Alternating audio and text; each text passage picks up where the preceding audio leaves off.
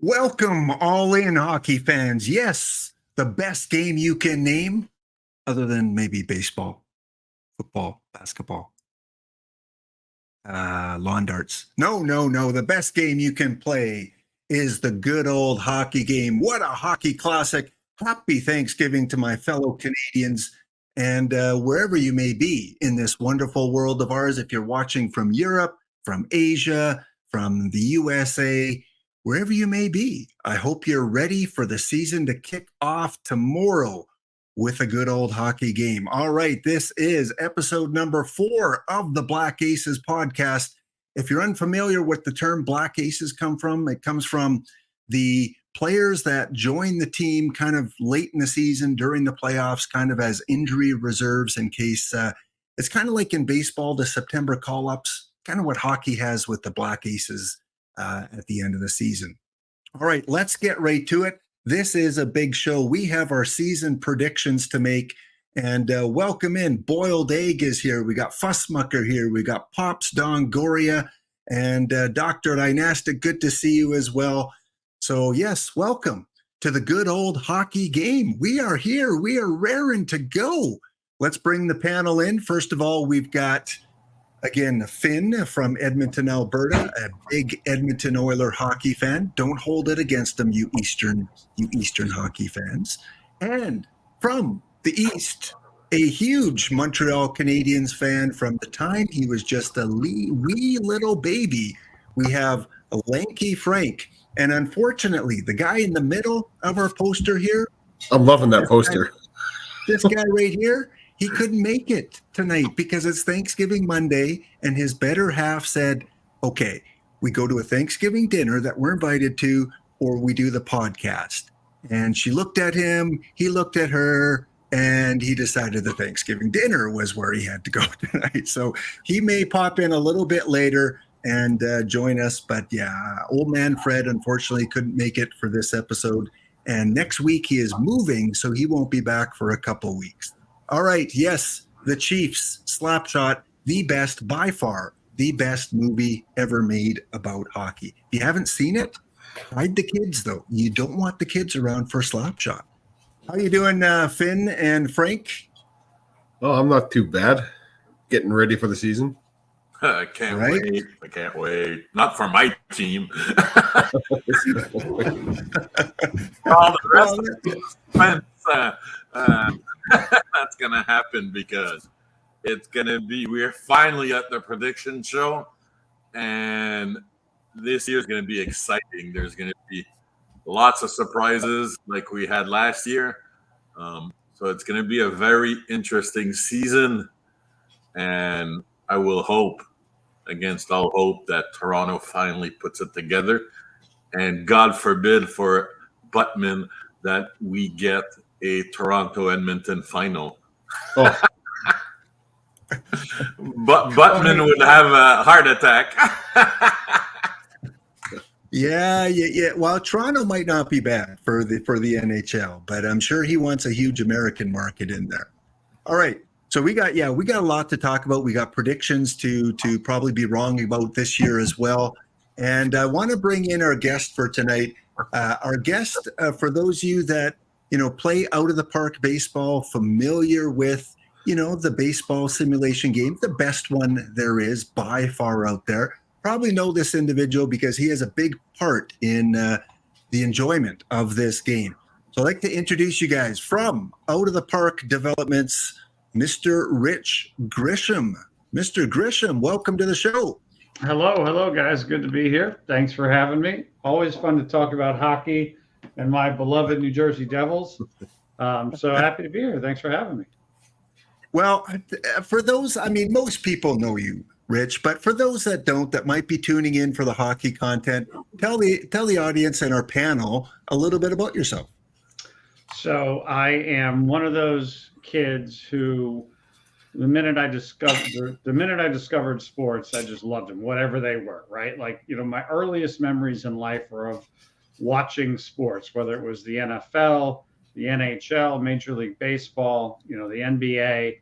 I'm just one of those people that has always been crazy about sports. And where I grew up in central New Jersey, hockey was almost this foreign language that I couldn't really immerse myself in, because my family, we didn't have a whole lot of money, and the only way you could watch the NHL back in the early and mid 80s in central New Jersey was with cable television, and we didn't have it.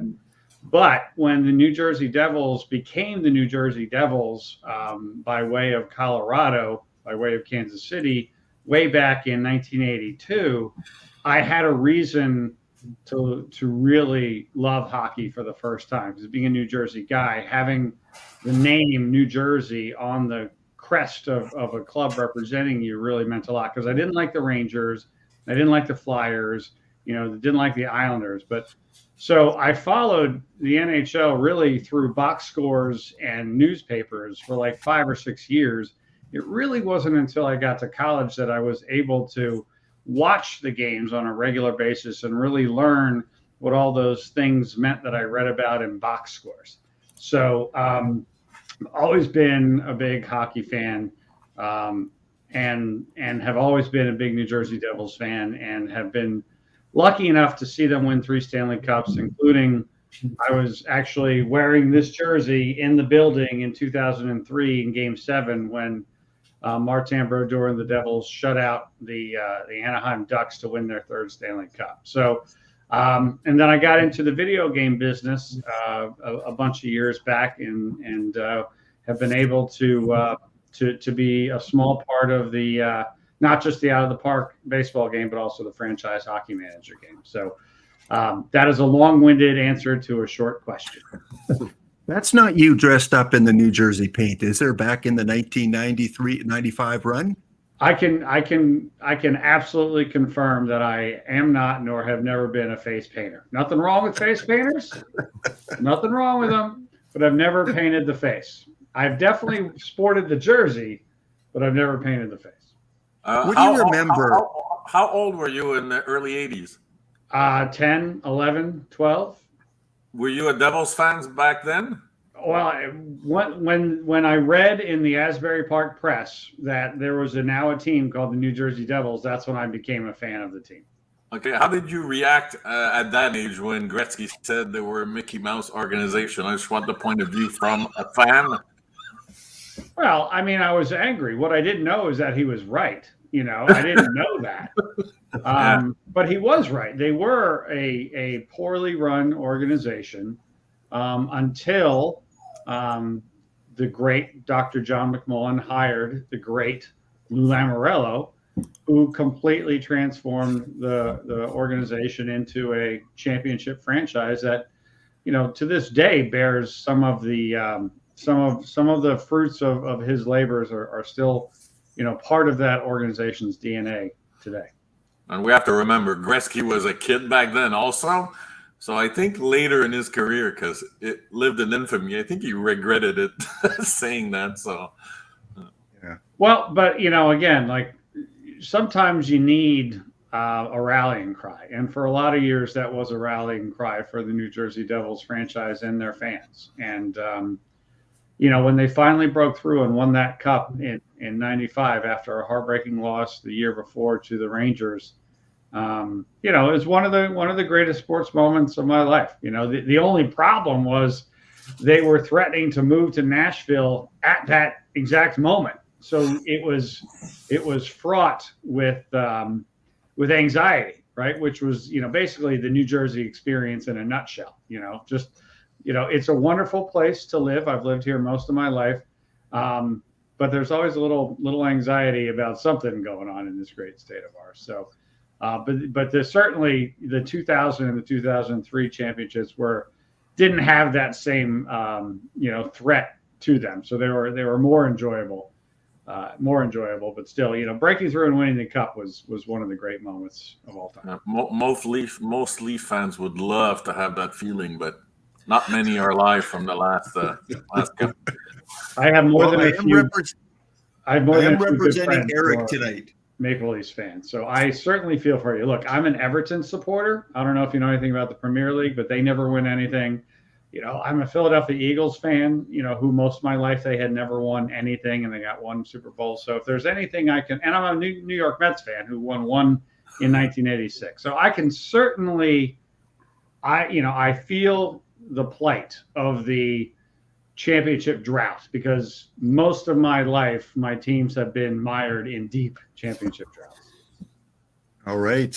And, the New Jersey Devil does kind of have, the Mickey Mouse ears right on top here of their logo. Just, maybe paying some homage to the Gretzky quote. Rich, I have to ask you, you were a young kid in America in the 1980s. And when we're young, a lot of impressions are made on us in our younger years. And of course, the Olympics, Lake Placid. What do you recall as a young kid experiencing that American Olympic gold medal?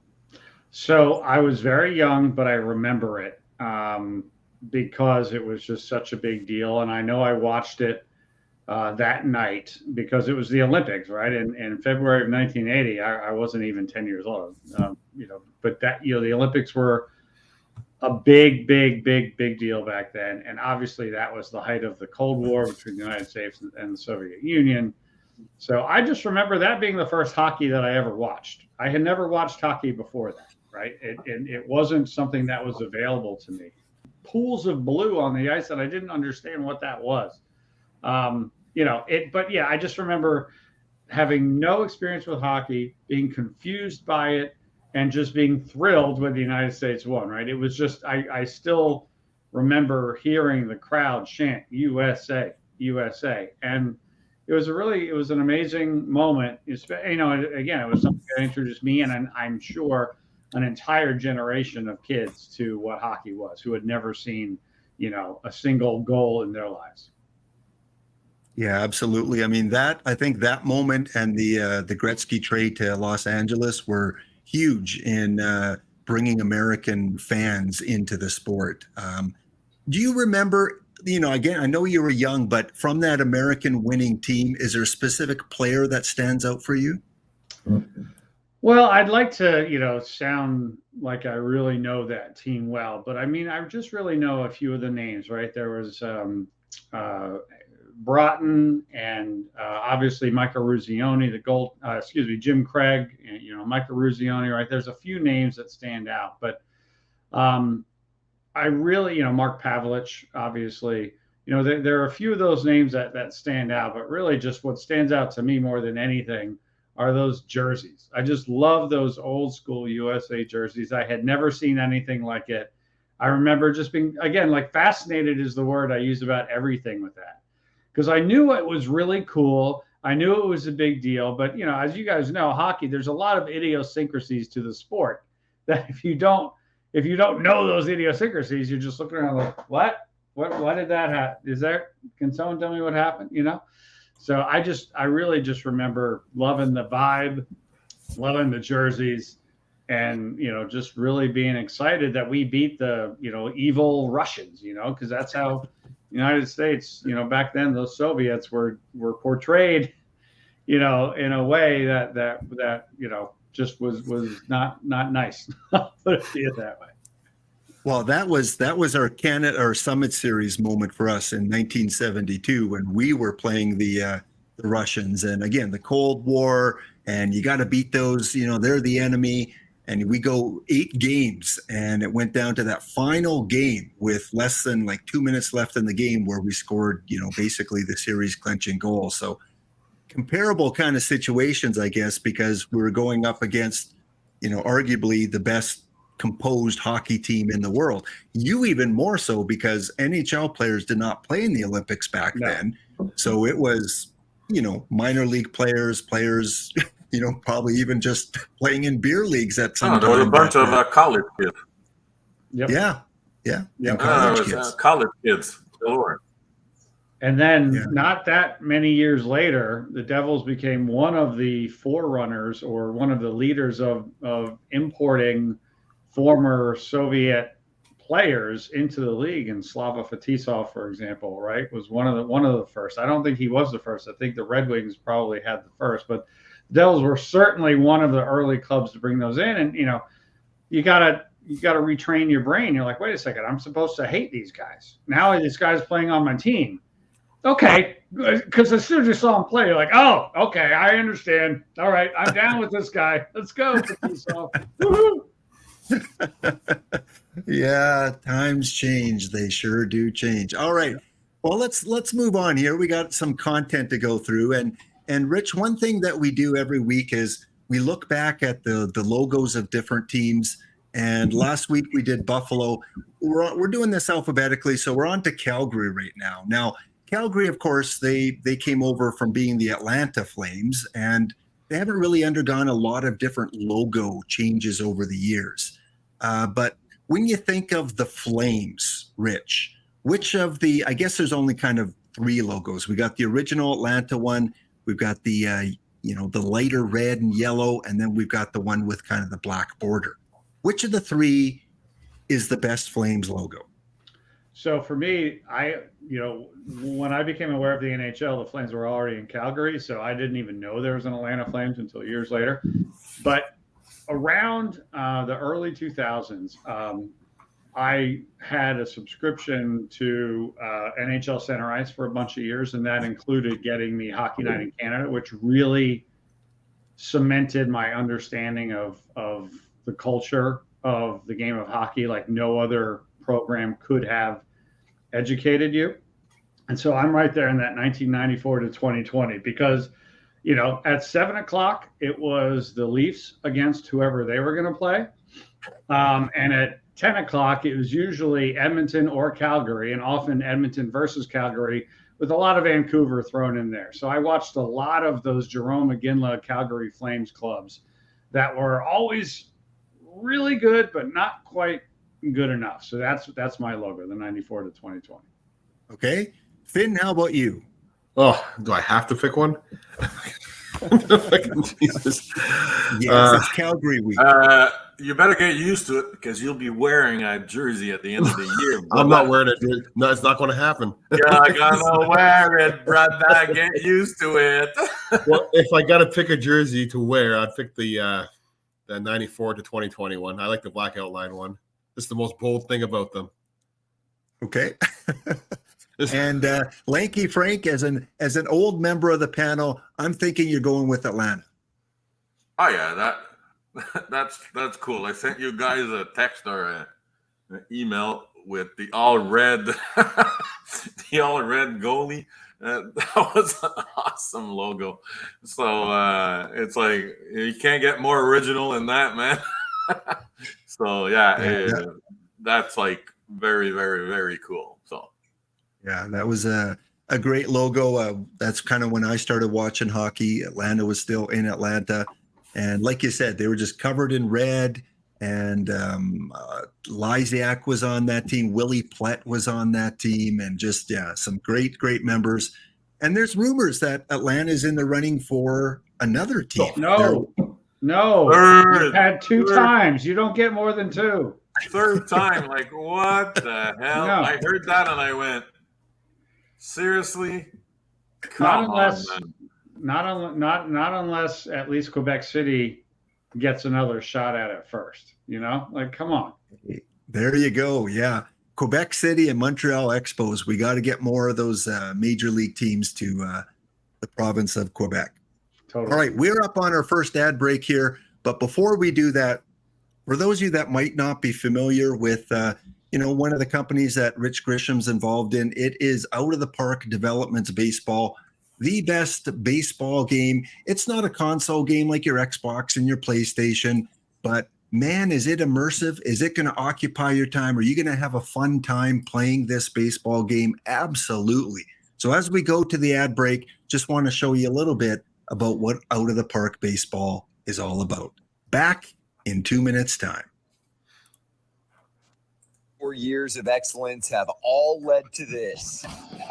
Out of the Park Baseball 24 is the definitive award-winning MLB strategy game. Play what the pros play. Out of the Park Baseball 24 takes baseball strategy to the next level like never before. All new on-screen analytics to power your decision-making, giving you a comprehensive view of the field. Dive deeper into the action with new 3D animations and visual improvements that bring the game to life. The most detailed GM mode in sports games keeps raising the realness bar.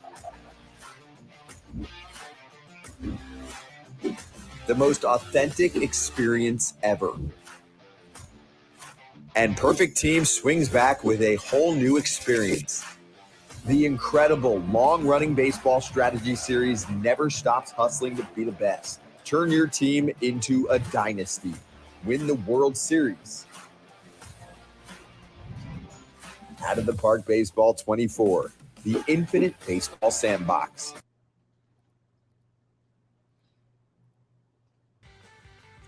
All right, we are back. Yes, Out of the Park Baseball. Again, I've played it since Out of the Park 10 or 11. It's been so long since I played that game, and it's the most hours I've ever put into any sports game for sure. And yes, there is a franchise hockey manager as well. So if you are looking for a good immersive franchise hockey experience, same website that I posted earlier, Franchise Hockey Manager 9 is out right now. However, very soon, I would imagine, usually they release a new version around November. There is no trailer for Franchise Hockey Manager 10 yet, but that'll probably be coming out pretty soon. No official word yet, but Hockey Franchise Manager 9 is still available. You can get it for $22 Canadian, $19.99 American, and get involved in this deep immersive experience with managing your own hockey team. And we'll show you a little bit more about that a little bit later. All right. NHL is about to begin. The games are about to get started tomorrow night with the Predators, the Lightning. Connor Bedard makes his debut in Pittsburgh against Sidney Crosby, and the Stanley Cup champions, Golden Knights, are at home raising the banner with the Seattle Kraken in town. And then, of course, we've got 6 games on Wednesday night, including the Canadiens playing the Maple Leafs in a good old-fashioned original 6 matchup. The Flames play the Jets, and the Oilers are on the road in Vancouver. So, yeah, we're getting pumped. We're getting ready, and we're here now to take a look at the predictions, how we think this season's going to shape up. So I asked each of the panelists to go through and rank each of the divisions. And we're going to start with the Metropolitan Division first. And just to kind of refresh your memory a little bit, last year in the Metropolitan, the Hurricanes finished 1 point up on Rich Grisham's Devils, which meant they had to play the Rangers in the first round. The Islanders, Pittsburgh Capitals, Flyers, and the Blue Jackets rounded up the Metropolitan. So, Rich, we're going to start with you and your predictions. Let's start with the Metropolitan. I've got all the teams alphabetically right underneath that first bar. Give us your order of finish for the Metro. All right. So I really would love to pick the Devils to win. But I don't think they're quite there. I think Carolina is still, and they proved it last year, the class of this division. So I'm picking Carolina to once again win the division. I realize that's a pretty easy, easy prediction to make. But I think they're the most well-rounded team. They're certainly experienced. They're well coached. I think the Devils once again will be right behind them. So I'm picking the Devils for second. The Metropolitan Division, for years and years and years, the Devils were in the Atlantic Division. I don't know how many years they've had this division set up like this. I still have a hard time, not calling the Devils, not thinking that they're in the Atlantic Division. So it's still weird to me. But I do think, as much as it pains me to say it, the Rangers are again going to be good. Probably not quite as good as the Devils, but if you remember, they were ahead of the Devils quite a bit last year. They sort of have a swoon at the end, so I'm picking them third. And I think Lou Lamoriello's Islanders will finish fourth. I think the Penguins will finish fifth. I think the Capitals will finish 6th. I think the Flyers will finish 7th. I know a lot of people are way down on the Flyers, but I live in the Philadelphia area, and even if the Eagles and Phillies both win championships, I think there's such a deep collective unhappiness about the state of the Flyers. I don't see them coming in last place again. I'm gonna round out the division with the Columbus Blue Jackets, which still I do not understand how the Columbus Blue Jackets are a division rival of the New Jersey Devils.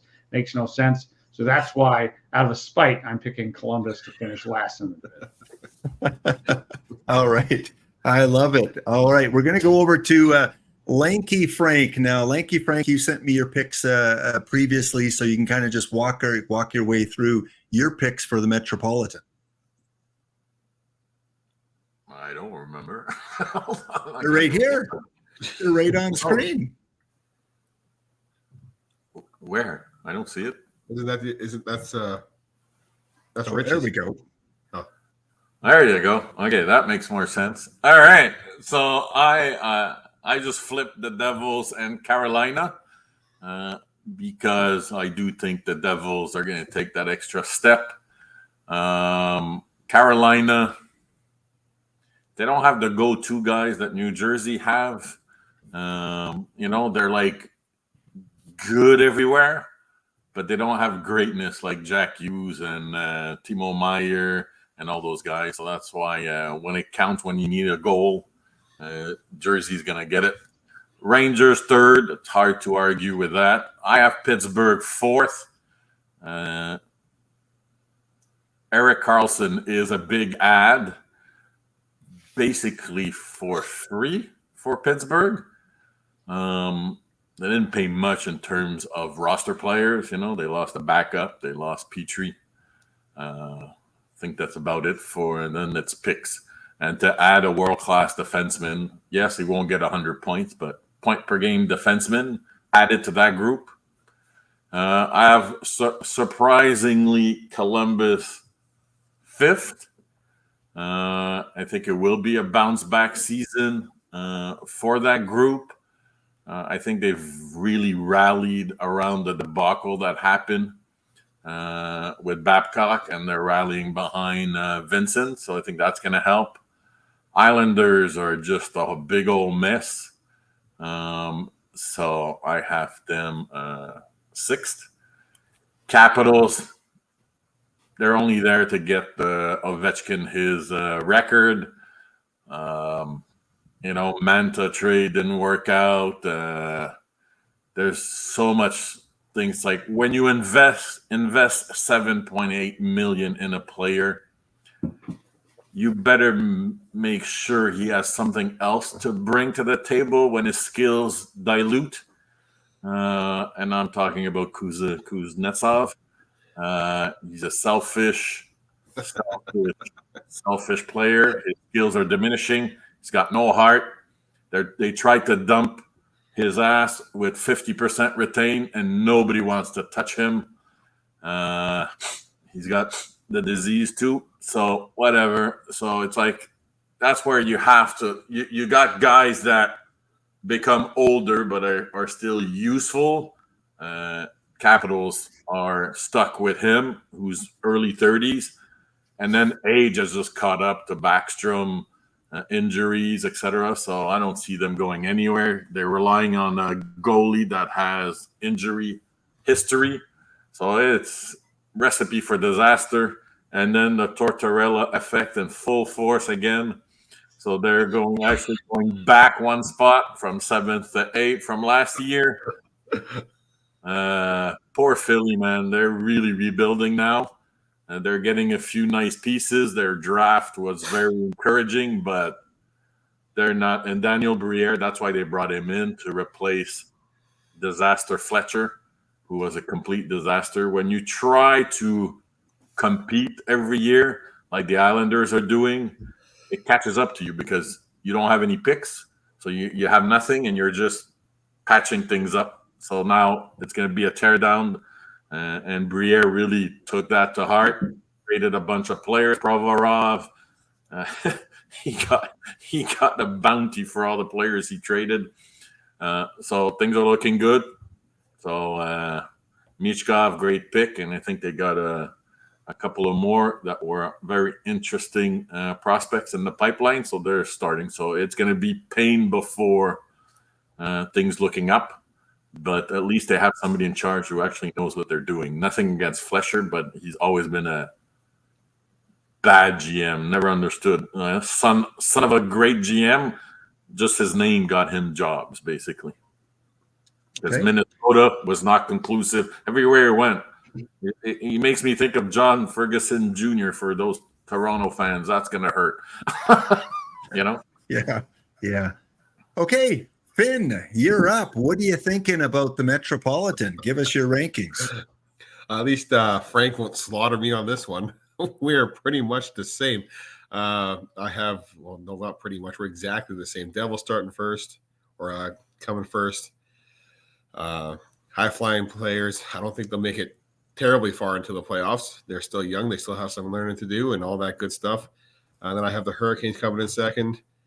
I think a better playoff team than the Devils, and we'll get to that a little later. Then I have the Rangers.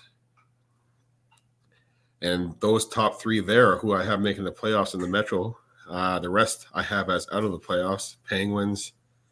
They added Carlson, but I don't think it's enough. It's a very old core there. I don't think they have the swagger to get in anymore, I don't think. Jackets with a bounce back here. Damn, you are close to me. How the hell did you went with Columbus also? I like Columbus. I thought it would be original.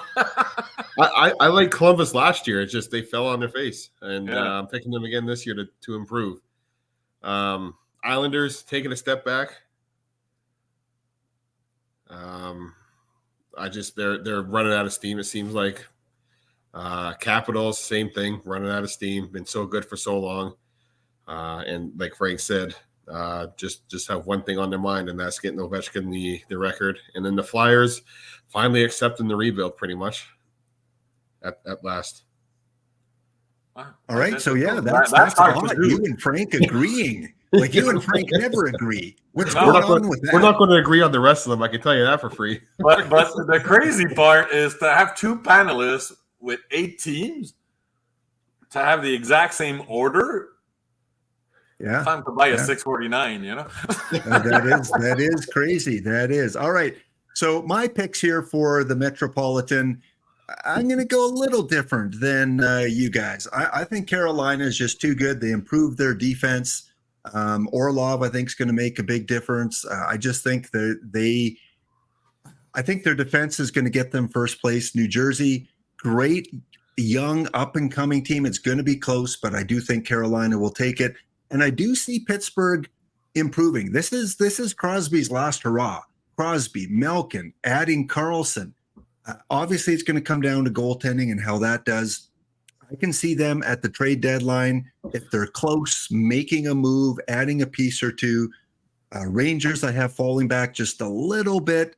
And then the Islanders, boiled egg for you. I've got Capitals, same place as everyone else. And then Columbus and Philadelphia. So not much of a change there, just swapping basically Pittsburgh and the Rangers. Old man Fred, who couldn't be here tonight, just going to show you his picks quick because he sent them to me. Carolina, Jersey, Rangers, Pittsburgh, Islanders, Capitals, Columbus, and Philly. So we're pretty close, guys, with the Metro. There's not much of a difference there, which scares me a little bit. And Boiled Egg gave his predictions. He has the Washington Capitals going a little bit higher. He like me, he thinks Pittsburgh's going to do a little bit better, and we all have Columbus or Philadelphia at the end. So there you go. There are our Metropolitan picks. And chat, put in your picks. Who are your picks for the Metropolitan? Is there going to be an underdog, a surprise team that makes the playoffs that none of us predicted? Okay, back to you, Rich. This time we're going to talk about the Atlantic Division. And this is a tough one because there are a lot of good established teams and a lot of up-and-coming teams that could make their mark this year. So I have a lot of respect for the Tampa Bay Lightning, probably too much. but I'm picking them first. I think they're going to win the division. I think, they've won so much. I know they have issues with salaries. I know they have issues with age, but while hockey is clearly a young man's sport, we've also seen plenty of veteran-laden teams win, and I think the Lightning have another run in them. So I'm picking them first. I'm picking the Maple Leafs second. The Maple Leafs are loaded, so I think that it's not a stretch to see them actually winning that division. Next, I'm going with Boston. They're to lose out like they did last year. I think there's going to be a long hangover there. I do think they ultimately get over that hangover, but not to win a division or even get close to a President's Cup. Then I'm going with Florida. I kind of wanted Florida higher, because of what they did last year, but I don't think that they're better over an 82-game season than the Lightning, the Leafs, and the Bruins. So I got them fourth. And then, it's really just, I have Ottawa fifth, and then I have the Red Wings sixth, and then I'm really down on the Sabres. They're seventh, and then ultimately the very young, the baby Canadiens, they'll take their lumps this year. They'll be stronger for it in a couple of years, but they're gonna have another tough season this year. All right, yeah, I think we are going to see some differences with our picks for the Atlantic, because like I said, a lot of good teams and a lot of teams that are getting better very quickly. Okay, back to Lanky Frank. Lanky Frank, again, here are your picks here for the Atlantic Division. Kind of walk us through your picks. Yeah, very different. So Toronto, for the first time in history, will win the Atlantic because we all know they're a great regular season team, and the competition will fall off naturally. I don't know how Tampa makes it to first, going 2 months with a number 3 goalie acting as a number 1 goalie. Their number 2 goalie is Tompkins. Who the hell knows who that guy is? Came out of nowhere to be a backup, and Johansson was number 3 in Colorado. So that's 2 months of catching up. Florida is falling just because their number 1 and 2 defensemen are out till November to January. So January is almost half the year. They won't catch up. And Boston losing Hall of Famer Bergeron and his sidekick Krejci. That's number 1 and number 2 center. So by process of elimination, by 3 teams going backwards, all Toronto has to do is maintain, and they'll win the division. I have Buffalo second. That is just because I think with the Vasilevsky injury coming out and everything, I think they're going to turbocharge their way to second in the division. Then I have Boston. They're probably going to – I'm still maintaining they're going to lose 40 points, like we said in a previous podcast. We'll see how wrong or right I am. But they're going to come in at around 95 points, maybe, just shy of 100. Then I got Florida, because even with number 1 and number 2 defensemen out, they still have firepower galore with their forwards. Tampa, 5th. Ottawa, improving, but still not enough to overtake the other guys. Korpisalo, I don't know. It's like I don't have a lot of confidence in him. Detroit is going to improve also. It's going to be a dogfight for teams number 4 to number 7. Not a lot of points will separate those teams. They're all going to be around 90 points. And it's going to be a dogfight till the end. This was my toughest division to predict. The first team was easy. The last team was easy.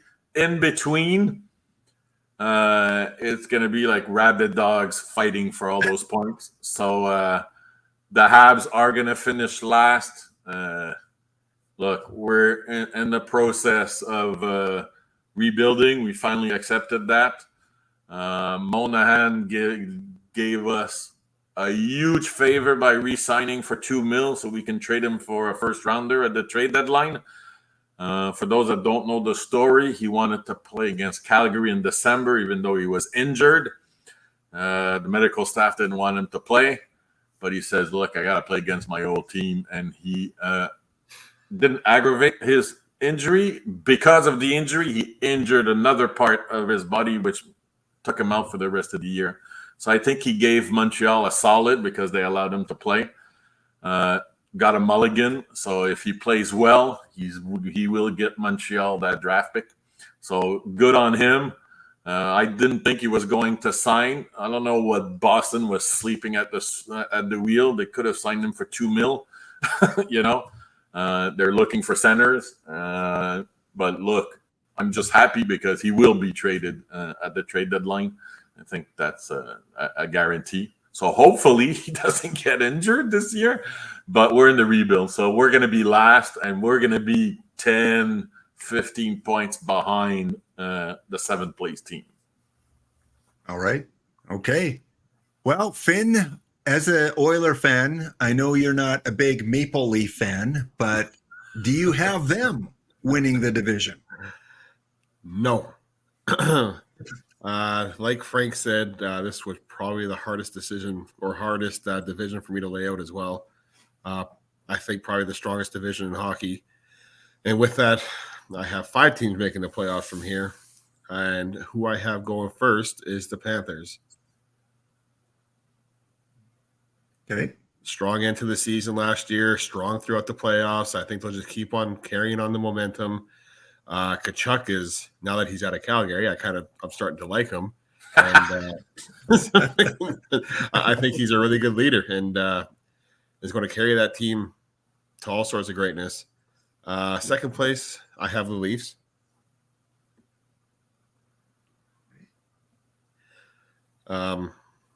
Whatever. They're a good team. I have to put them second. I don't like talking about them, but they're always a good regular season team. So first or second, I can see those 2 teams flopping, but of course I have to go Panthers first. Third place, I have Bruins. Like Frank said, they're going to be taking a big step back this year, and I don't think they're falling right out of it. I think they'll be settled in that third. They still have a good bunch of support, and even if they have one goalie that plays like they did last year, they're going to do just fine. Fourth place, I have the Senators. Up-and-coming team, new owner, new president of hockey operations. Everything's going up, Senators. Baby Tkachuk is over there. Not so baby, but he's a little Tkachuk. Another good leader over there and a lot of good young talent. They're on their up and up, and I think they're making the playoffs this year. Fifth place, I have the Sabres also making the playoffs. Right. Just another good, solid team. Dalvin's back. He just signed himself a nice big contract, so hopefully he doesn't fall into the pressure of it. But still, another one of those up-and-up teams in the Atlantic. And I think they'll make the playoffs. Damn, where do you have fucking Lightning, man? With the loss of Vasilevsky, I have the Lightning just missing the playoffs in 6th place. I mean, year after year, for as long as I can remember, top 3 goalie in the NHL. You can't replace that. So I don't see them. Especially when you don't have a number 2. Yeah. After that, I have the Wings. I don't know. They made some questionable moves at the deadline, and even this summer, yeah, like Petrie, what the hell, and Ghost Petrie. Their move with even a small move like Costin and Yamamoto, what they did there. I mean, it's like they did a solid for the Oilers, but just weird stuff happening out of there. Very weird. Canadians in last place, rebuilding team. Maybe in a couple of years we'll be talking about them like Ottawa and Buffalo. Okay. So, again, seeing some similarities, but some major differences between Rich, Lanky Frank. Rich believes in Tampa. Yeah, he does. All right. In the Atlantic, I have Toronto winning. I just think they're a regular season team. They're going to score a lot of goals, as long as Samsonov and their backup can, stay healthy. I think they'll be fine. Florida, even though they're down on defensemen, I really like Matthew Tkachuk. I just think that, man, he is one of the best players out there for what he does. Boston's going to take a step back, like we all agreed. Third place. Ottawa, I think they are going to make the playoffs. They're a year older. Sanderson, they got Tkachuk, they got Korpisello, and I think Vladimir Tarasenko, he's on a 1-year deal. He's going to be looking to make the big bucks as a free agent next year. So I think he's just going to have a heck of a season and put up some big numbers. Tampa, I still think they're going to make the playoffs, but it's going to be close between them and the Rangers for the wild card. But yeah, they're going to take a step back because of Vasilevsky. Buffalo, I just don't think they're there yet. Yeah, they're a good young team. They've got a lot of good young players, but their young goaltender, although he's played really well in preseason, it's preseason. Detroit, Montreal, ending things off there, just like you guys. But Toronto, Florida, Buffalo or Boston, Ottawa to make the playoffs, Carolina, New Jersey, Pittsburgh, and then either the Rangers or Tampa One thing Bay. I forgot about Tampa is the drama that could be affecting the room between Stamkos and the GM. Obviously, there's some hatred there right now. So see how that unfolds. Yeah. All right. So there we go. There are my Atlantic picks. And so far, we're all unanimous on Montreal being probably a good lottery pick. Fred, old man Fred, here are his picks: Toronto, Boston, Tampa, Buffalo, Florida, Ottawa, Detroit, and Montreal. So I think every one of us picked Detroit, Montreal as the number 7 and 8 teams. And of course, from the chat, we've got boiled eggs picks: Toronto, Florida, Boston, Buffalo, Tampa, Ottawa, Detroit, Montreal. So Same as again, me, other than by the way, that's 2 people who've agreed with me tonight. That's scary. Yeah, that is. We are definitely in the matrix tonight for sure. Okay, let's head back over. Actually, before this, we got an ad break kicking in 10 seconds, guys. So we will be back in 2 minutes to talk about the West and how things shape up. Back in 2 minutes' time.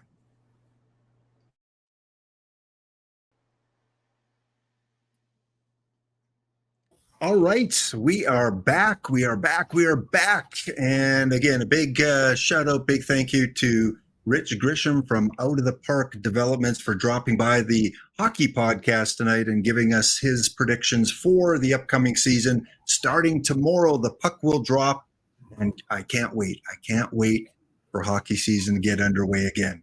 And once again, we do have an excellent simulation hockey game that is available. Franchise Hockey Manager 9 is out. I usually buy every second version. This is Franchise Hockey Manager 8. Again, it's not like a console game where you get the graphics and you get, all the big hits and all the big plays. This is more of a statistical, a simulation kind of game. And my favorite part of Franchise Hockey Manager is being able to play any 2 teams against each other.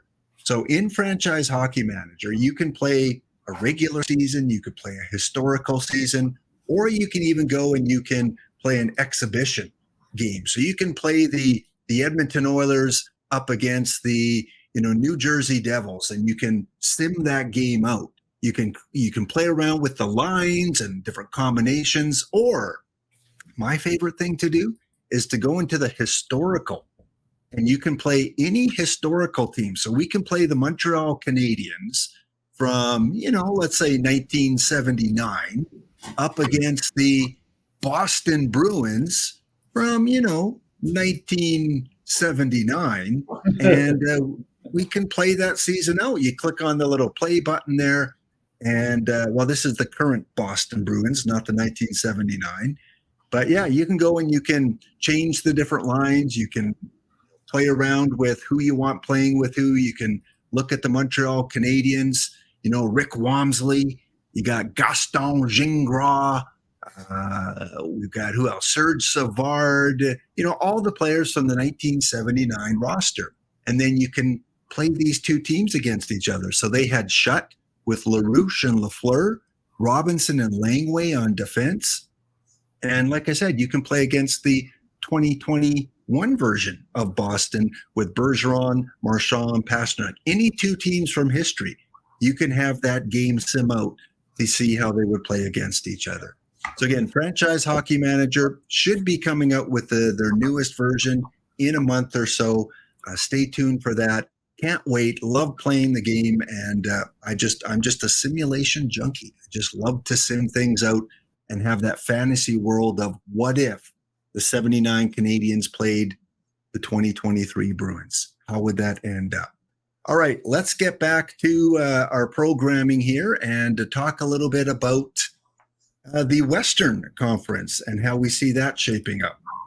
So back to Mr. Rich Grisham with his picks for the West, starting with the Pacific, or starting with the Central. The Central. Okay. So I am less familiar with the West than I am the East. But when I look at this division, I'm just really impressed by what feels like a lot of good teams. I mean, you've got the Avalanche, who won the Cup recently. You've got the Blues, who won a Cup recently. You've got the Stars, who have made deep runs recently. You've got the Wild, who are, regular season heroes on a regular basis. You've got the Nashville Predators, who are regular season heroes. There's so many good teams on here. So I kind of just pretty much go in what I feel is chalk, right? I'm picking the Avalanche to win the division. When I think of the Avalanche, recency bias, but they're a championship caliber club that is coming off not winning a championship, and I feel like that they've got a lot that they feel like they have to prove. I like Dallas to come in second. I actually like Nashville to come in third. This is more of a hope because I have always had, I love the Canadian franchises, and in particular, I've always been fascinated by the prior Winnipeg Jets, and when the current Winnipeg Jets were reestablished, I've become a fan of theirs by proxy. So I'm going with Winnipeg fourth. And then this is really tough, but I think I'm going to go with the Wild in fifth, followed by the Blues. I think the Connor Bedard effect gets the Blackhawks out of the basement, even though probably it's not the smartest pick. And I feel like playing in a sub NHL level franchise sort of hits the Coyotes harder this year, and I'm picking them to finish last.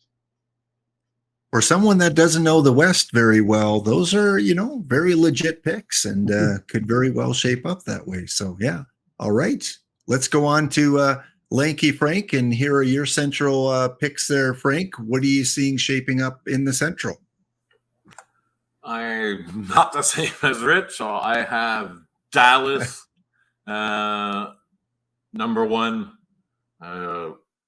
They have everything going for them, basically. Forwards, defense, goalies. So they have depth, which the Avalanche are losing because the Avalanche came into their window earlier than Dallas. So there's a bit of disconnect there. So Avalanche have had to make some tough choices. And losing Landeskog doesn't help. It can be 2 seasons in a row. So Dallas 1, Colorado 2, Minnesota 3. I have the surprising Coyotes 4th. Nashville, they're on the way down. St. Louis on the way down. Winnipeg, I had 7th, but that was before today's news. That they signed both players they were supposed to trade, lose, whatever, that apparently didn't want to play in Winnipeg. So that's probably going to boost Winnipeg. So if I had to redo this, I'd put Winnipeg in front of Nashville, 5th, right outside the playoffs. And then Chicago. We all know what the deal was. Complete tear down last year. So aiming to compete. And this is the difference between the East and the West. There's two bad teams in the East, which is Montreal and Philly. There's three terrible teams, worse than that, in the West. Chicago is one. So look, when you tear it down that obviously to get Bedard, and it worked, you get what you get. I don't think on a good team, there's not one of their left defensemen that's in the top 6 of any serious team. Of course, like a rookie made the team. And on the right side, Seth Jones is probably. So there's probably one top 6 deep in Chicago. Goalie's a mess. So it's normal. They're going to be last by like a further margin than the Habs versus Detroit. They're going to be last by 25, 30 points versus St. Louis. Okay. Finn, give us your picks for the Central.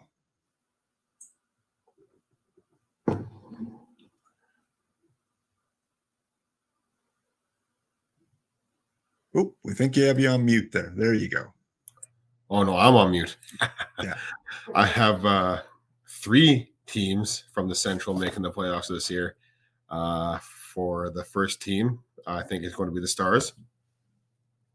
I think they're just a good young core, a core coming of age, and well on the way to being a dominant team for years to come. I have the Avalanche coming in second. It's just something's not sitting right with me with them. Don't know what it is. I'm usually a pretty good Avalanche fan, but there's just I don't know, something I just don't like about them. I don't know what it is exactly. I can't put my finger on it, but I don't think they're going to be as dominant as they have been in the past. And in third place, I have the Predators making the playoffs. After that, I have the Jets missing the playoffs. Just a team that's kind of, like Frank said, they got a couple of good signings here recently, but they need to figure out what's going on in their locker room. After that, I have the Wild. The Wild are playing with quite the handicap for the next 2 years, so I don't see them putting together a good playoff caliber team for at least a couple of years. I might use this time to build up a bit more. Coyotes I have coming in 6th. Could be a sneaky surprise team. Maybe get a little higher. We'll see how it goes. Blackhawks I have coming in 7th. They never just got Bedard, but they did make a couple improvements off-season signings and stuff to play with Bedard. So it's not just Bedard coming in and carrying the team by himself. And then I have the Blues coming in last, and I think it's rebuild time in St. Louis. Wow. Okay. Well, some huge differences there. That's a shocker. The Chicago 7th. I think there's no chance in hell, but we'll see. you can't win in the NHL if you don't have goalies and you have one defenseman. Seth Jones can't play 60 games, and the 2 goalies are not NHL caliber. So that's a beautiful thing about picks, though, Frank, is last season when we made our picks, all of us had New Jersey like not making the playoffs or very close to not making the playoffs, and they just dominated. There's going to be one team that just shocks. It ain't going to be Chicago, man. They have no players unless they start trading. They got their franchise player. Now it's time to build around them. I don't think they're going to be in the basement for much longer. All right. I agree. Next year might be different, but this year, no.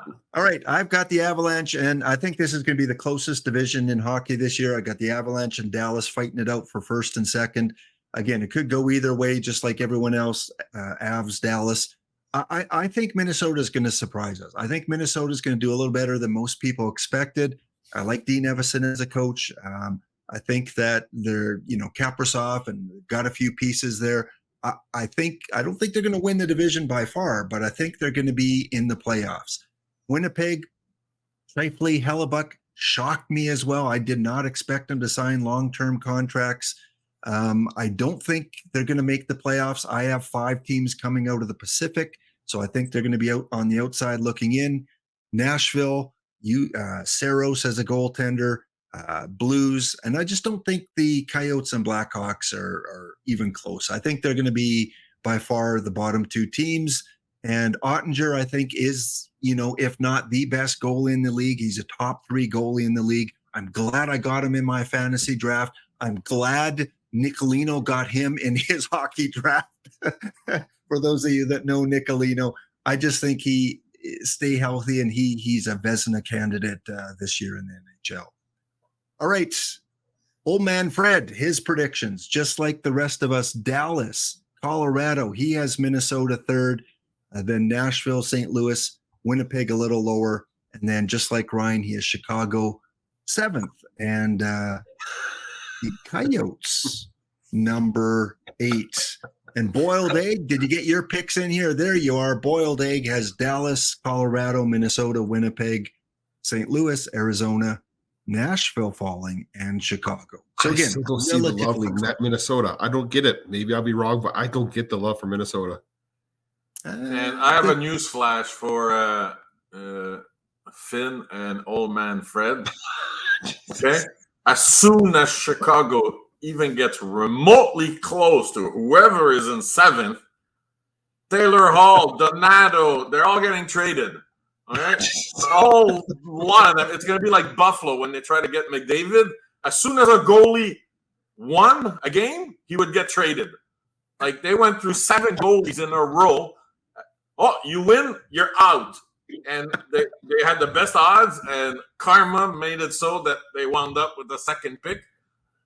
Thank God. But they would trade anybody. They would call up a guy from the ECHL. He would win, traded. Well, show us your tanking without showing us your tanking. Who's the first overall pick this year? Probably Celebrini, but a close battle with Yzerman. So it's basically a complete player versus pure goal scorer. So none of them are defensemen. No, the top 3 are forwards. Yeah. See, they have no reason to tank then. They need a defense. They don't need another forward. But they don't need another forward. They have one. You know? you could build around that one though. You know? They have to wait for everybody to you need 5 true top 6, and they might have 3 with the draft with Moore and Nazar. So they need 2 more. So no, they're going for the top 3 picks this year, and they will make sure they're going to be behind everybody else in the NHL. And why sign somebody like Hall to play with Bedard if they're not going to try to create a winning culture then? It has nothing. It's played the right way. It's not winning culture. It's just to show him a vet, because Hall has the experience of bringing in McDavid into the league. Yeah. So he knows.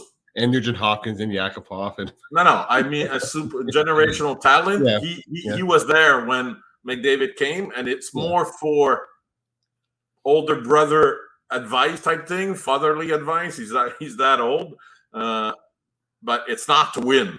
Forget about it. If they start winning, if he plays well, he's getting traded. And if they do too well, he's gonna get traded before Christmas. And they're gonna say, Corey Perry, you're his new big brother. Congrats, you're on line 1. And old man Fred can have hope that he'll make the NHL. Oh, right. It's fun watching you. It's too bad old man Fred isn't here, because he would definitely be part of this conversation, throwing jabs back and forth. All right, let's finish off with the division that Finn and I are most familiar with. These are where we see most of the games, most of the game action, because we are from Alberta, Canada. Rich, give us, after the Oilers, who is going to be next in the Pacific? So I don't like to go someplace new and make enemies. So I hope I'm not doing that here. But I'm actually, again, I'm not a fan of, not familiar with the Western teams as I am in the East. But the last time I watched the Western team, they were winning the Stanley Cup and skating it around the ice. So I'm going with the Vegas Golden Knights to win the division. I love Edmonton. Back when I was when I was watching Hockey Night in Canada on Saturday nights, 10, 15 years ago, and I saw Edmonton a lot. When I was really rooting for them hard the year they had their run to the Cup, where they faced, I think it was Carolina, right? The year Carolina won their Cup. It was such a different style of play. It's so wide open and up and down the ice. So I've always liked the Oilers. I'm rooting for them hard. It's fun to watch them. Whenever your team has the best player in hockey, it's a lot of fun. So I've obviously, I got them second. I know, again, that's probably not making me any friends on the show. I apologize. But again, I just, that's kind of why I picked the Lightning, right? Whenever I see the Lightning, they're winning Stanley Cups a lot. So I just kind of, go with that. After that, I'm very big on the Seattle Kraken. I was incredibly impressed with what they did last year. And I think that team learned a lot and gained a lot of experience. And I think they're going to put that to use this year. After that, I've got Calgary. Again, a team that probably most people, myself included, don't know a lot about, but it seems like they win regularly these days, and they've got a good team. I like the Kings after that to finish in fifth, followed by the Canucks. I'm still, the Sedin twins were on the Canucks the last time I watched them regularly, so I'm a little behind the times on them. But one thing I do know is that both the Ducks and the Sharks are on the rebuilding side. So I got the Ducks, and then I got the Sharks finishing out that division at the bottom of the division. All right. Yeah. When I asked Rich to come on the podcast weeks ago, he said, "Oh yeah, that'd be great. I'd love to do it. I'm open to it. Just don't ask me about the fourth line players on the Canucks." Please, thank you. Yes. which, yeah, I don't know the fourth line players on New Jersey, so That's okay. I don't either most nights. Half the time I'm going, wait, who is that guy? I never heard of that. I don't think right. the Canucks knows who their fourth line players are. Oh, we're going to have fun when I start making my predictions. okay. You had the Canucks. You had the Canucks high last year, Finn. So I'm assuming you went the same way again. But, well, all right, anyways. Lanky Frank. Is that mine? That's yours. Yeah. So I have the Oilers first. Campbell's going to rebound. Second year with the team.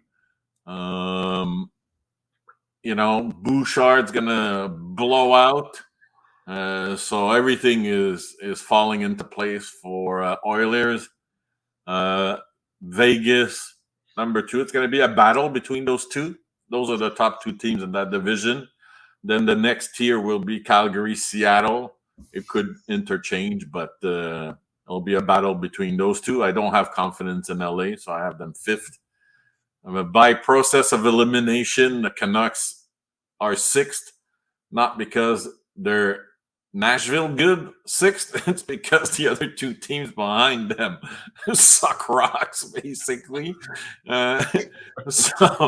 Anaheim, a lot of good pieces, but still way too young to do anything about it. And sorry to Finn, but their goalie is... Somebody was talking about Olmark being Swiss cheese in Buffalo. Well, Gibson is currently Swiss cheese, and that's insulting Swiss cheese. So they have no goalie, but they have all the pieces in place. They just have to make it work. And San Jose just basically tore it down, traded Carlson just to get rid. They got some picks, but that's the future. Next on the hitting, on the firing squad is Couture Logan, who's going to be traded for hopefully a good package because it doesn't make over $10 million. But look, they're just selling, so it's going to be a rebuilding process. But they don't even have the pieces Chicago has right now. So they have a couple of interesting pieces, but that's it. So they're starting from scratch, and they're drafting after being so successful finding gems later in the draft. Hurdle was not a first round pick. All these guys, Pavelski, like they ran dry. Their luck ran out. So yeah, so Greer has a lot of work ahead of him, but I don't know, man. I don't have a lot of confidence in his decision making so far. You look at Greer and you look at Briere. They took over in similar time frames, and I'm much more confident in what Briere is doing than what Greer is doing. And Verbeek, right? Verbeek in Anaheim. Finn talked about it. The way they completely humiliated Zegras by nickel and diming him. I'm not liking his beginning, his first year with the Ducks. So it's like these old players that played old school hockey. I don't know, man. It's the new NHL, dude. So it's like now Zegras, they his first practice, they took a stick away and said, learn to play defense. This is the guy the first guy to do Michigan in a game to score a goal. And they say, take your hockey away and play defense. And I'm there, oh my God, this is like the Habs from the 90s, man. Take a superstar forward like Paul Coffey. Stop blowing by everybody and scoring goals, Mr. 48 goals. No. Play defense. It's like Carbonneau was a scorer. Brunet scored 70 goals in the AHL. Came here, defense. And when I heard that, I went, oh my God. And that's probably going to hurt the Ducks if they try to turn all the gems that they have. I mean, I couldn't believe it. They took a stick away, and here, that's going to teach you how to play D. It's like, no, you have a thoroughbred, and he's plowing the field. That's what you want him to do. Give me a break, man. Ridiculous. Tell us how you really feel, Frank. Tell us how you really feel. And now we go on to Finn. So hide the kids, cover their ears, because with Finn's picks, usually there's a reaction. I'm going to concentrate. I don't want to laugh for a third podcast in a row, so I'm going to try to remain zen. So, all right, Finn. With 3 teams in the Central making the playoffs, I, of course, have 5 teams in the PF. Get that Calgary Flames out of there. Jeez, trying to sneak that one up on me. I have 5 teams in the Pacific making it, and well, I have to put the Oilers first. Yeah, there we go. Campbell's looking solid. Campbell's looking like the goalie that we should have had last year. I mean, I was really impressed. And of course, it's just preseason, but I was impressed with watching his play in particular throughout the preseason. Just a solid looking goalie. And one of those was against the Flames with a heavy NHL lineup, and he was backstopping the Oilers, a heavy AHL lineup. So, and he only let in 1 goal. So, could be a good year for Campbell. And if it's a good year for Campbell, I think the Oilers have everything else sorted out and looking at the top of the Pacific. After that, I have the Knights. I wanted to put them third, but I figured, no, we got to put them second. I wouldn't be surprised if they come in third with a cup hangover, but I guess prove me wrong. After that, I have the Kings. I'm noticing the rest of the people don't have a lot of love for the Kings. I must be missing something because I thought they improved this offseason. So I'm hoping the Oilers finish first just so they don't have to face the Kings in the first round of the playoffs. Fourth place. Don't worry about that.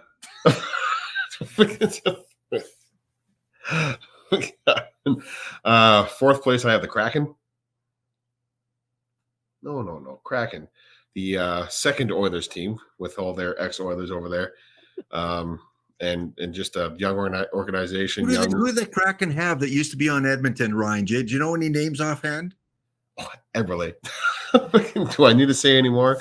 Eberle, Yamamoto, Larson, Schultz. I feel like there's a couple more, but they're not coming to my mind right away. But no, there's a lot of ex-Oilers over there. Canucks, I have coming in 5th, just scraping into the playoffs because I couldn't put Calgary there because I'm not admitting to wearing a Calgary jersey this year. So I have Canucks just scraping in. I think they have a good coach over there. Let's see what the coach can do with the team. That's pretty much my thought on it. You have them making the playoffs?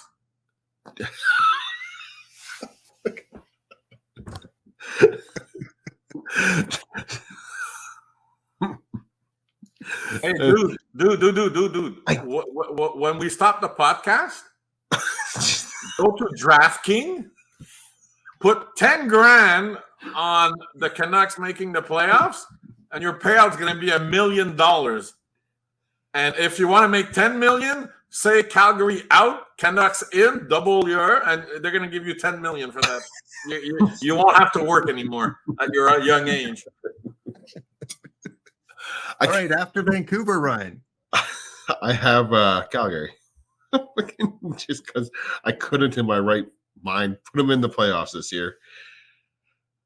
Because I don't want to buy a jersey. So that's my rationale with it. So for those of you that are unfamiliar, last season during one of our podcasts, Ryan said, if the Flames make the playoffs next year, I will get a Calgary Flames jersey and wear it to work for the day. And Ryan is not a Calgary Flame fan by far. So for him to spend money on a Flames jersey and wear it for a day, that's a pretty big deal. That's like me wearing a Tirana jersey, or even the one you wear often there, Mr. Glenn, the Boston Bruins.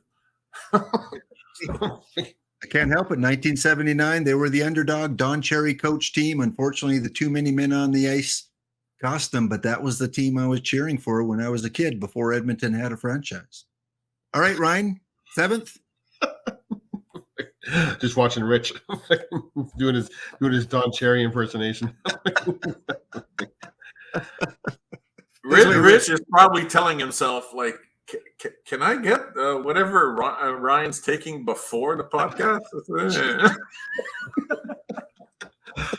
All right, finish. I have comments.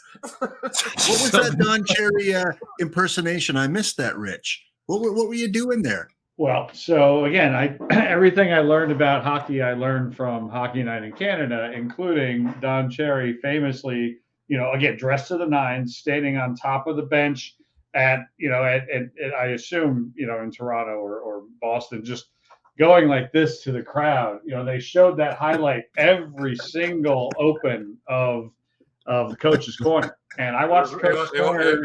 It was Montreal, by the way. Okay. There you go. I watch Coach's Corner every single Saturday. And again, I learned more about hockey. The two places I learned the most about hockey, number one was from Coach's Corner and Hockey Night in Canada. Number two was from my college roommate, who was a massive diehard NHL fan, Flyers fan, Steve Cooper. So, so that, whenever they get on Cherry, I think I'm just doing this to the crowd, just imploring the crowd. Yeah, absolutely. That's an iconic moment in the NHL. Ryan, last two teams here. The Ducks, because they have to do some winning eventually, right? I mean, San Jose is trying to lose now. So the Ducks and then San Jose. Yeah, I think those are the two worst teams in hockey this year, but we'll see. Okay.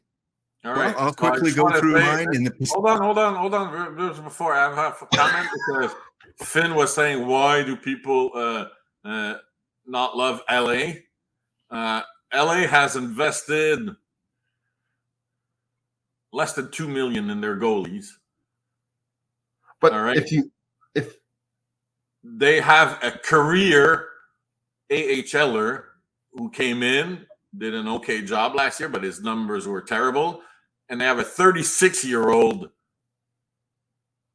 guy who is probably gonna get injured eating his cereal in the morning. All right, Cam Talbot is always injured. they're screwed, man. If you look at the last two cup winners, I guess you could say, the goalies were nothing special. Jonathan goalies were Quick backups. is a Hall of Famer, by the way, so he's not nothing. So Who? Jonathan Quick. Well, he wasn't. He never played in the cup final. Yes, he did. No, he's talking about the Vegas goalies from last year, and then the Colorado Vegas. I goalies. thought he meant LA. Yeah, but No, Vegas and Colorado. They won the cup with nothing special. LA doesn't have the firepower that these guys have. Come on, man. Yeah, but they're solid. They're solid defensively. There's a Makar on LA. Well, McCart. Yeah, no. Vegas has two number ones. They have Theodore and Pietrangelo. Well, we'll see how this season plays out. Someone's going to be right and someone's going to be wrong. Finn, I've got your back on this one. I know you like LA because Cam Talbot was an Edmonton Oiler. I know that's the only reason you had him ranked up there. He was an Edmonton Oiler in their 2017 Cup run. I've got same thing: Oilers, Vegas, LA, Seattle Kraken. I have Calgary finishing fifth, although I think it could flip-flop Seattle, Calgary, Canucks. And for you, Pop Stongoria, if you're still in the chat, I've got San Jose not last. I've got them seventh. So I think the Couture, the Duclair that they added, I just think I like their forward veteran presence if they don't get traded more than the Anaheim presence, and especially with that situation. Greer's gonna, if that happens, Greer's gonna call Tanya Harding for a reference, and his players' knees are gonna mysteriously get injured. So you're saying, show me that you're tanking without showing me that you're tanking. Okay, that's the way that it looks like they're going to go. All right, and Old Man Fred, he's got almost the exact same that I do. In fact, he's got Oilers, Vegas, LA, and then Calgary, Vancouver, Seattle, and Anaheim. Brian, you had to wait for everybody after you to get LA love. Everybody went like you third. Yeah, they're all up to lunch, including you, but that's okay. All right, we've got one more thing to do, and then we got to end the show here, guys. We're running a little bit longer than usual, but Twitch is going to kick in an ad here. We've got to make our Stanley Cup predictions. Which two teams are going to be in this year's Stanley Cup? Panel, think about it. We'll be back to you in 2 minutes for your answers.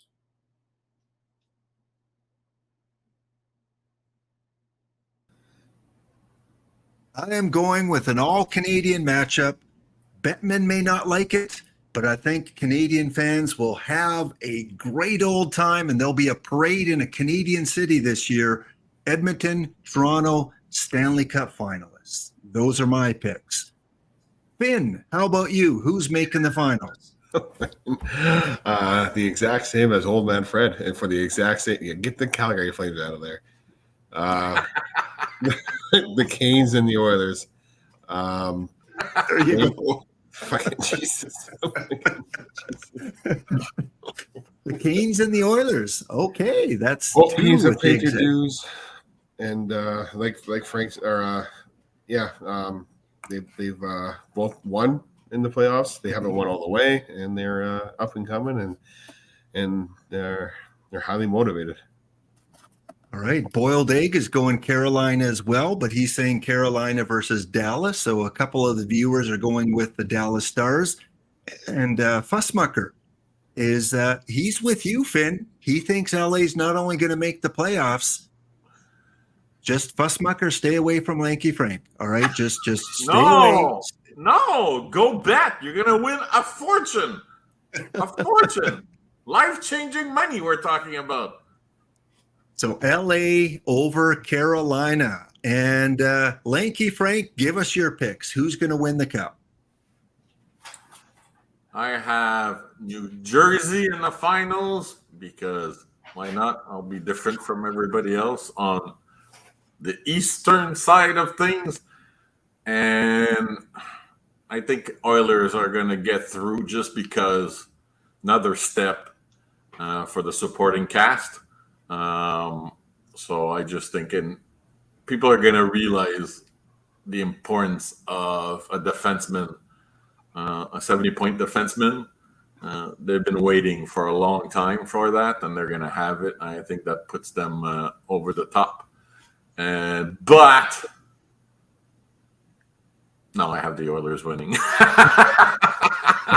And the MVP is going to be Connor for sure. They might give it to Draisaitl because he's money in the playoffs with his goals. So it all depends on the game-winning goals, etc. That happened a lot with superstars. It's like the supporting cast, but like Connor's the odds-on favorite. I think he's going to put that team on his back. The window is closing fast for the Oilers. They're getting to that territory where the cap is going to kill them. So I think Connor's going to give that extra. Connor and Leon are going to give that extra oomph to get it done sooner rather than later, to have that window slip away like it's slipping away from the Rangers. They missed their opportunities. Their window wasn't very large, but that's because Lafreniere, Kako, they're not working out. You know, they didn't get that new push of new talent. But Edmonton, it's now. Their farm system is trash, so they have to win now. There's nobody coming up to help them, so it's now or never. Well, you know, yeah, LA will trade for a goalie. That's going to change everything.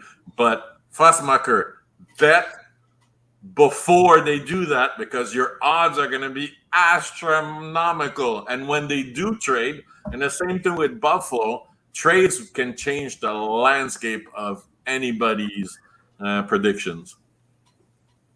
Well, again, I will have a New Jersey Edmonton final just with the rivalry with Rich for a month, or you know, of his team and my team and Finn's team making it to the finals. That would be entertaining. We would definitely have Rich back on and have a little bit of fun with that matchup. And speaking of Rich's matchup, saving the best to the last, Rich, what do we got here? Your Stanley Cup finalists. All right, so I made my division choices, you know, based upon, you know, some analysis and some thought. You know, the NHL regular season is 379 games long. It takes forever. Like, you know, tendencies tend to win out, but in the sprint that is the Stanley Cup playoffs, I went pure emotion here. So I'm going with the Devils, and I'm going with the Avalanche in the Stanley Cup Finals. And the one Stanley Cup that got away from the Devils was the 2001-2002 Cup. They were the better team than the Avalanche that year, and I'm still angry about that. They took them to 7 games, and they lost. The Devils, yes, will Vanacek and Schmid remind you of Brodeur and Terreri? No. Do they have a Scott Stevens or a Scott Niedermayer back there? No. But they're so fast and they're so skilled, and this is a very different NHL. I think that they can make a run, and then I want to see them avenge that 2001-2002 loss to the Avalanche. So which cup was that for Patrick? 2001, was that his first or his second with the Avalanche? That was the Bork Cup. Right. Okay, so it wasn't the first one. Okay. Right. So, yeah. No. So so I'm going pure emotion from what I want to see for the Stanley Cup Finals. You can't mess with King Patrick in the playoffs. He was so. We talk about money players. Patrick won in '86 with nobody, and '93 team was even worse. Yeah. And he won that. And we were talking earlier in the chat about Vasilevsky being one of the last dominant goalies in the AHL. Well, Patrick in the playoffs, he would just go in the dressing room and tell his team, "All right, get 2 goals. Nobody's scoring for the third period." It's like, how can you say that as a goalie? You know, and he would stop everything. They would score 2 goals and they would win. That's how good he was. And people don't realize how good this guy was. It's like Dryden would float through the regular season and get to the playoffs, and he would stop everything. Like, it's unreal, these guys that can just turn it on. You know, like Kobe Bryant in basketball was the same. He could just turn it on. Michael Jordan could just turn it on like a switch. It's crazy. I didn't realize how good I had it being able to watch Martin Brodeur, Patrick Roy, and Dominic Hasek all at their finest. Right, that was an incredible time, and that was also a very defensive league. It would be interesting to see those guys how they would fare now. But regardless of what era you're in, those three guys were three of the best. Hasek was. He didn't have a defense. He didn't have a team in front of him most of his career, and his nickname was the Dominer for a reason. He was fun to watch because he had no fundamentals. He was like Fernando Valenzuela pitching. Let's say, right? How does this guy get the ball over the plate, like doing what he's doing? Well, Hasek was the same as goalie. So entertaining, so exciting. He's the one you went to watch. It was one of the only goalies you would have entertainment from because he would flap around everywhere and make the save. Look, I know Boiled Egg. I'm sure he's a nice guy, but the Brodeur hate has got to stop. Boiled Egg. Martin Brodeur was one of the all-time great goaltenders. Yes, he had Scott Stevens in front of him, but Martin Brodeur would have been a Hall of Famer no matter where he played. His DNA and his skills. He was not a system goalie. Come on. Rich, you have to, with Finn here, you have to put Tommy Salo in that group too, don't you? And with the Trap, by the way, I want to point out when the Devils won the Cup in 2000 and 2003, they were the top scoring team in the league. The Trap was a 1995 thing only. Remember, the Devils were a completely different team in 2000, 2003 than 95. Completely different. Yep. Martin Brodeur's the greatest. Crash my guy. We always associate the Devils and the Minnesota Wild with trap, but it was they did, but not the whole run. Just part of it. Exactly. Left wing lock, that's a favorite term of people who love offense. Left wing lock. Left wing lock, yeah, absolutely. Well, the season's about to get underway. The Devils, I don't think they play until probably Thursday. Yeah, they're at home to the Red Wings, so good luck to them and getting off to a good start. Again, thank you so much to Rich Grisham from Out of the Park Baseball for joining us today and having some fun predicting the playoffs as they come up, or the regular season as they come up. So check out Out of the Park Developments or OOTPdevelopments.com. And today, Rich has been busy today. Sorry for keeping you so long, Rich, but today you had a cool interview with Brusdar Graterol, I believe that's how you pronounce it, from the Los Angeles Dodgers. Just tell us how you felt interviewing like a player from the MLB. Well, not only a player from the MLB, but it was game day. It is game day. Like the Dodgers are in the playoffs right now, and I'm talking to him in the morning that he's preparing and actually wound up pitching. But no, it just, one of the great things about working with Major League Baseball and the Players Association is, you get opportunities to every once in a while be able to do things like this, like have a conversation with Major League ball players. So it's the first of several that we'll be having. I can give you breaking news right now, Laptop, if you want to know. Wednesday at 1 p.m. Eastern, I'll be talking to MJ Melendez, another Major League ball player. Has not been announced. It's being announced right now as part of this program. So there you go. It's a lot of fun when you get to talk to, a Major League player, Major League athlete without, I'm not a journalist, right? I'm not after a story. I'm just interested in learning what it's like, to be a Major League ball player in 2023. And Brusdar Graterol's story is incredible. This is a kid who was from Venezuela, who was forced to leave his home by himself as a young teenager, had Tommy John surgery when he was, still very young, alone by himself in a strange country, overcame it all. Every single year he's been in the major leagues. He's been in the playoffs. He's won a World Series. He's an inspirational story. I urge anyone who's interested in sort of learning about how some athletes are just incredible people, look into Brusdar Graterol. Spend 5 minutes and you'll be blown away. It was an amazing opportunity. He's a great guy. And now that I can call him my close personal friend, I get to openly root for him too this postseason. How many years is that? You said in the playoffs every year he's played. How many years? Has 5 he played? years. He came up in 2019 with the Twins, and then he was in 20, 21, 22, and now 23 with the Dodgers. 5 years in a row in the play, including winning a World Series with the Dodgers. Yeah. So he's like the Martin, the catcher. He went, I think, 9 out of 10 at one point in the playoffs. So it's like that was crazy for 3 different teams. He went to Pittsburgh, a shitty Pittsburgh team, and they became a playoff team. That was crazy. Russell Martin, great catcher. Thanks for mentioning that, Laptop. It was really fun to do that today, and it'll be fun to do it again on Wednesday. Now the question is, do you know Dave Steeb? Do you have any connections? Can you hook up an interview? I'll look into that. I will look into that. Okay. As far as I know, Dave Steeb is not a current active pitcher anymore in the major leagues, so it's a little more of a challenging if they're not an active player, but I can look into that for you, definitely. Oh, that would be a moment. Believe me, I would be stuttering. Isn't he in a rocking chair somewhere? Come on, man. Didn't he pitch in the 90s? No. He's going to be inducted into the San Jose Hall of Fame in November, along with Patrick Marleau and a couple other athletes from the area are going in the San Jose Hall of Fame. Yes. Yeah, but he was pitching in the 90s, no? Yeah. I think he pitched up till 1998 actually was his last season. So, yeah.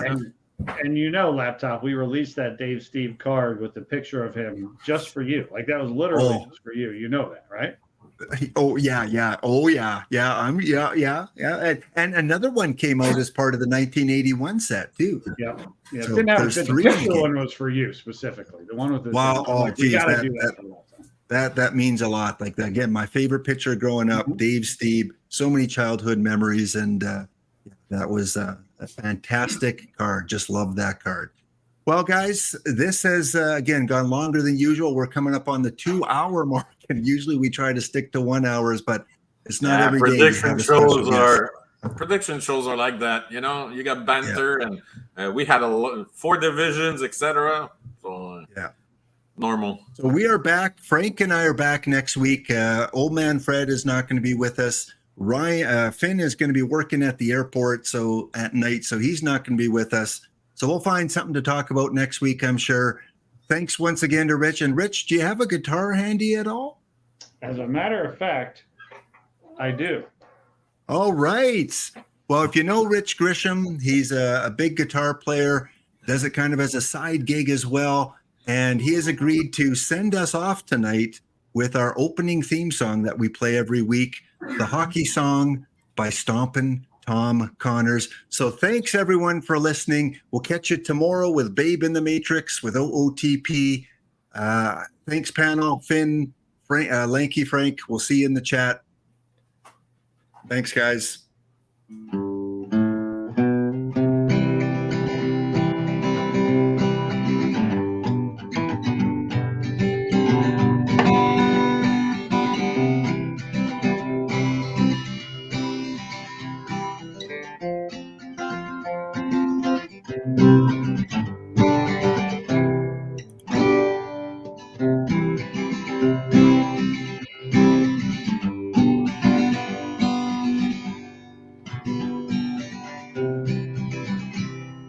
Second period.